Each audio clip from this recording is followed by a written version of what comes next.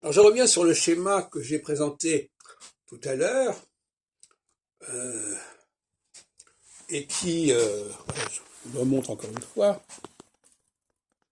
et vous pouvez le retrouver,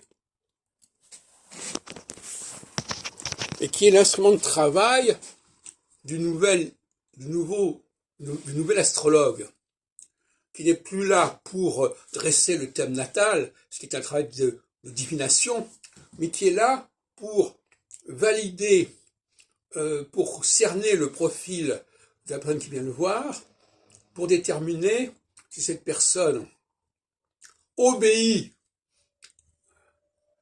dans sa vie personnelle, ben, disons si elle est, à quel point elle est marquée dans sa vie personnelle par les périodes de 7 ans.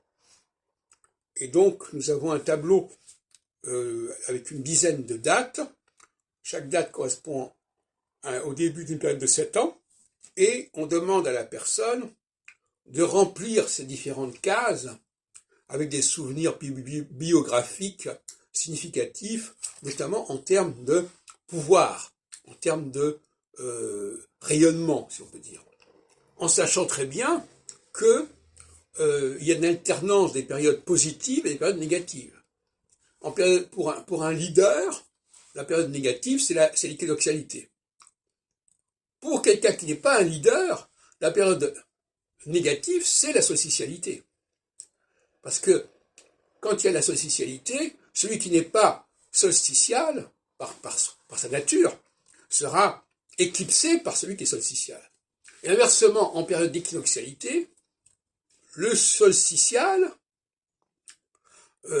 sera mis sur la touche par des équinoxiaux qui essaieront de se passer de lui, hein, et donc qui le mettront un peu en retrait.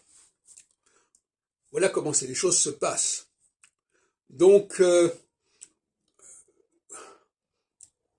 l'astrologue de ce nouveau style, il va délivrer un certificat indiquant si la personne est plutôt solsticiale ou plutôt équinoxiale, non pas sur la base du thème natal, mais sur la base d'une confrontation entre la vie de cette personne et les phases saturniennes.